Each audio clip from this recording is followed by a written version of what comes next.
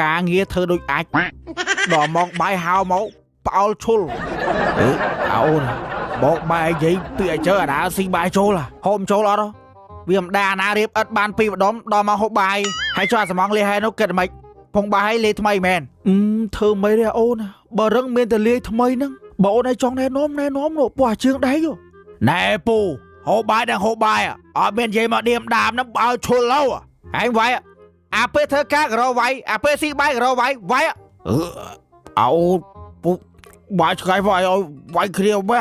ម៉ាយកើតជាណាក៏មកជួបជាងសំណងអស់នេះធ្វើការលែយកលុយគេហៅហូបបាយហូបដែរណែអូនឯងកុំនិយាយឌៀមដាមឯងធ្វើការមានបានស្អីដែរផ្សារដែកញ៉ៃតែស្រីចុចព្រាកធ្លាក់តិចភ្លើងមកហៅគេរៀបអត់កើតផងឥឡូវវាយចង់មិនមកឲ្យយកទីម៉ាយម៉ា